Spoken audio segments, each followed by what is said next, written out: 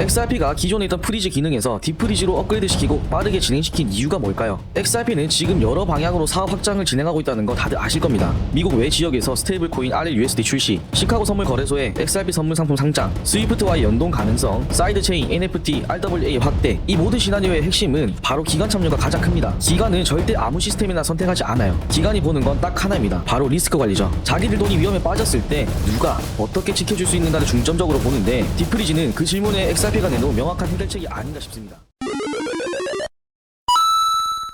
그동안 저희가 XRP와 관련된 많은 이슈들을 함께 살펴봤었습니다. 스테이블코인 RLUSD 출시, XRP 선물 상품이 CME에 상장되었던 흐름, 그리고 리플이 글로벌 금융 네트워크와 점점 더 가까워지고 있다는 신호들, 그 흐름들을 하나씩 따라가다 보면 결국 XRP가 제도권을 목표로 움직이고 있다는 공통점을 찾게 됩니다. 그리고 오늘 소개할 딥프리즈 기능은 XRP가 제도권 진입을 위해 꽤 오랜 시간 준비해온 아주 중요한 한 걸음이라고 볼 수 있습니다. 이건 블록체인이 현실 금융 시스템에서 제대로 쓰이기 위해 꼭 필요한 요소 중 하나예요. XRP가 이 기능을 만들게 된 데에는 분명한 배경이 있습니다. 왜 지금 이 시점에서 이런 기능이 필요했고, 또 왜 다른 체인들보다 이 부분에 훨씬 더 신경을 써왔는지도 함께 들여다볼 필요가 있습니다. 이 영상에서는 딥프리즈의 구조와 원리, 그리고 현실 금융시장에서 어떤 역할을 할 수 있는지 조금 더 깊이 있게 풀어보려고 합니다. 그동안 XRP 관련 내용을 꾸준히 지켜보셨던 분들이라면 이번 이야기가 어떤 의미를 갖는지 곧바로 느끼실 수 있을 겁니다. 그럼 본격적인 이야기 들어가기 전에 리플과 관련된 흐름을 꾸준히 따라오고 계신 분들 중에서 아직 구독, 좋아요, 알림 설정 누르지 않으신 분들은 지금 꼭 한 번씩 눌러주시고요. 앞으로도 이런 흐름들을 놓치지 않고 더 쉽고 빠르게 전달드릴 수 있도록 계속 준비하도록 하겠습니다. 그럼 지금부터 시작해보겠습니다.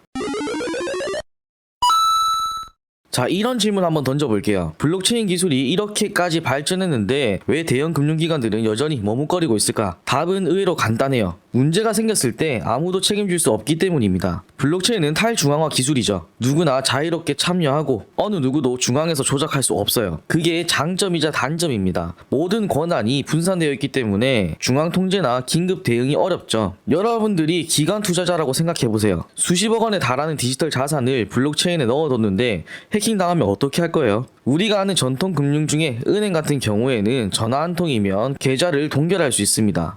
법원이 명령하면 당장 자산을 묶어둘 수 있다는 거죠. 하지만 블록체인은 대부분 아무것도 못합니다. 심지어 범죄자가 그 자산을 다른 지갑으로 옮기고 탈중앙 거래소를 통해 세탁해버리면 추적은 가능해도 회수는 거의 불가능에 가까워요. 이게 바로 기관들이 블록체인에 쉽게 들어오지 못하는 이유입니다. 아무리 기술이 좋아도 자산을 보호할 수 있는 장치가 없으면 신뢰할 수 없기 때문이죠. 이런 기관들이 왜 주저하는지, 어떤 부분에서 불안해하는지를 XRP는 정확히 캐치했고 그 해답을 꺼낸 게 바로 딥프리즈입니다. 딥프리즈는 말 그대로 자산을 잠궈버릴 수 있는 기능입니다. 기존에도 XRP 레저에는 프리즈라는 기능이 있었는데 문제가 있는 자산을 잠깐 동결할 수 있었죠. 예를 들어 사기 거래로 의심되는 주소의 토큰을 일시적으로 멈출 수 있었습니다. 하지만 그건 임시 방편이었고 상황이 해결되면 다시 풀 수 있었거든요. 그래서 궁극적으로는 자산 자체를 완전히 통제하지 못했어요. 이런 한계를 조금 더 현실적으로 해결해보려는 시도에서 나온 게 바로 딥프리즈입니다. 한번 실행되면 그 자산은 더 이상 옮기거나 거래할 수 없게 됩니다. 이 말은 다시 말해 누구도 그 자산을 사용할 수 없다는 거고 거래도 이동도 불가능해지는 거죠.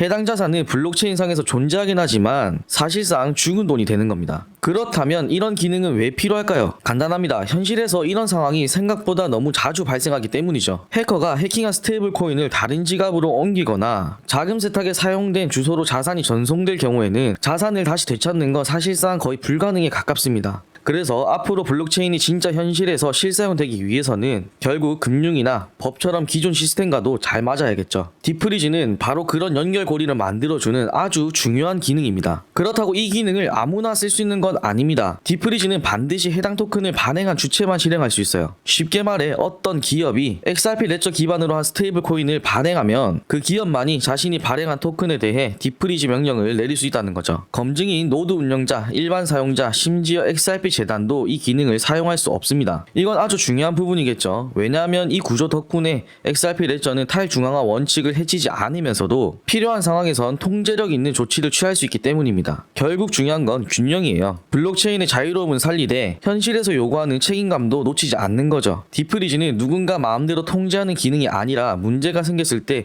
필요한 조치를 취할 수 있도록 도와주는 장치예요. 그래서 오히려 기관들이 신뢰할 수 있는 환경을 만들어주는 역할에 더 가깝다고 볼 수 있습니다. 있습니다. XRP가 기존에 있던 프리즈 기능에서 딥프리즈로 업그레이드 시키고 빠르게 진행시킨 이유가 뭘까요? XRP는 지금 여러 방향으로 사업 확장을 진행하고 있다는 거 다들 아실 겁니다. 미국 외 지역에서 스테이블 코인 RLUSD 출시, 시카고 선물 거래소에 XRP 선물 상품 상장, 스위프트와의 연동 가능성, 사이드 체인, NFT, RWA 확대, 이 모든 시나리오의 핵심은 바로 기관 참여가 가장 큽니다. 기관은 절대 아무 시스템이나 선택하지 않아요. 기관이 보는 건 딱 하나입니다. 바로 리스크 관리죠. 자기들 돈이 위험에 빠졌을 때 누가 어떻게 지켜줄 수 있는가를 중점적으로 보는데, 딥프리즈는 그 질문에 XRP가 내놓은 명확한 해결책이 아닌가 싶습니다. 그리고 그 대답이 충분히 신뢰를 얻을 수 있다는 게 핵심이죠. 지금 이 시점에서 딥프리즈를 이야기했다는 건 XRP가 제도권의 문을 완전히 열 준비가 됐다고 보입니다. 이제 딥프리즈가 실생활에서 어떻게 활용될 수 있는지 더 구체적으로 이야기해볼게요. 특히 토큰화된 자산의 영역에선 2024년부터 전 세계가 집중하고 있는 핵심 트렌드입니다. 요즘 스테이블코인 프로젝트 정말 많죠. USDT, USDC,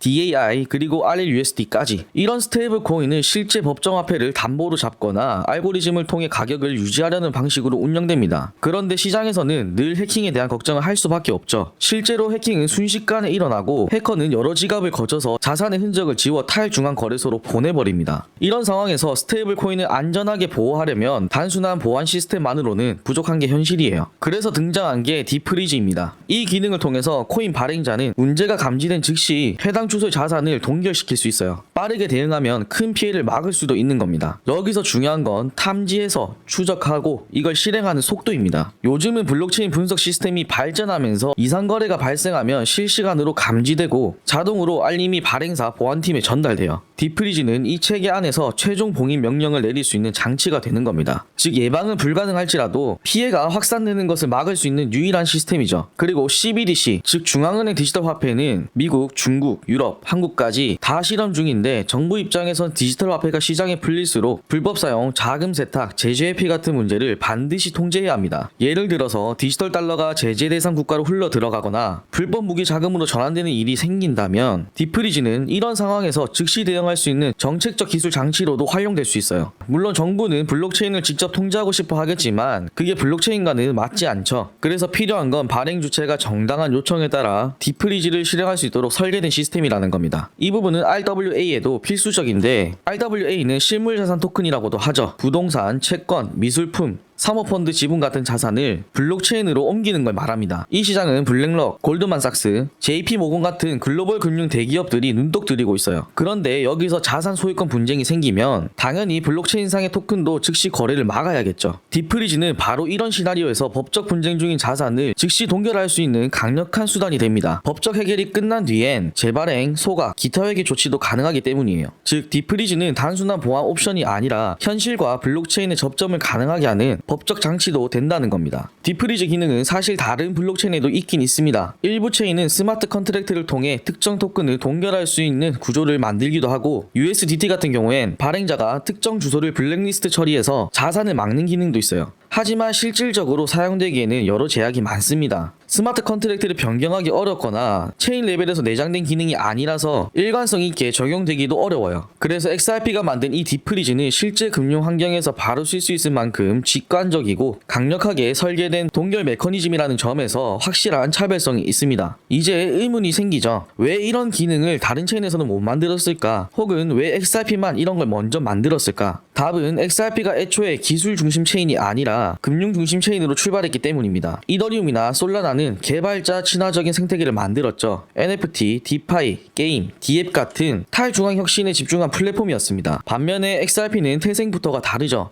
이 부분은 전에도 이야기했었는데, 리플은 은행, 결제망, 금융기관과의 연결을 목표로 만들어졌어요. 그게 XRP의 정체성이자 방향성이었죠. 그래서 XRP는 기술보다 규제와 현실 금융 환경을 먼저 고려했습니다. 이런 기능이 있어야 기관이 들어올 수 있겠다. 이런 리스크가 없어지지 않으면 기관은 절대 움직이지 않는다. 이런 생각이 XRP 생태계 설계의 핵심이었습니다. 블록체인의 철학은 지키되 현실 금융 시스템이 원하는 통제력은 구현해주고, 법적 분쟁이나 자금 세탁, 해킹, 제재 같은 리스크에도 대응할 수 있게끔 환경을 만들어가고 있는 거예요. 이건 단순히 편의성을 위한 기능이 아니라 XRP가 실제 금융시장에서 쓰이기 위해 얼마나 현실적인 부분까지 고민해왔는지를 보여주는 대표적인 예라고 보시면 됩니다. 그리고 이 방향은 점점 XRP만의 경쟁력이 되고 있죠. 앞으로 CBDC 발행국, RWA 운영사, 글로벌 은행 등은 뭘 선택할까요? 기술은 좋지만 규제에 맞지 않는 플랫폼일까요? 아니면 규제기관과 함께 움직일 수 있는 현실적인 체인일까요? 저는 여기에 대한 해답을 이미 XRP가 제시했다고 봅니다. 여기까지 디프리즈라는 기능을 통해 XRP가 어떤 방향으로 움직이고 있는지 살펴봤습니다. 처음엔 그냥 단순한 자산 잠금 기능처럼 보일 수 있지만 여기에는 금융 시스템에서 가장 중요한 신뢰라는 요소와 제도권에 들어가기 위한 현실적인 고민이 담겨 있었어요. 저는 개인적으로 디프리즈가 블록체인의 기존의 법 그리고 금융 시스템과 어떻게 연결될 수 있을지를 보여주는 시작점이 될 수 있지 않을까 생각합니다. 현재 리플은 정말 빠른 속도로 금융시장에서 필요한 기능들을 준비하고 있어요. 정말 블록체인이 실제 금융 시스템 안에서 사용되는 모습을 기대하고 있으시다면 XRP의 이런 움직임은 그냥 절대 넘길 수 없는 중요한 행보 중 하나라고 생각합니다. 앞으로 어떤 나라의 CBDC가 XRP를 선택할지, 어떤 글로벌 은행이 RWA 플랫폼을 XRP 기반으로 할지, 그리고 디프리즈가 어떻게 수십조, 수백조 원의 자산을 지킬 수 있는 수단이 될지 많은 관심을 가지고 지켜보셔야 합니다. 오늘 다룬 내용이 생각보다 깊고 무거운 주제였지만 조금이나마 쉽게 이해할 수 있도록 풀어봤는데 도움이 되셨는지 모르겠습니다.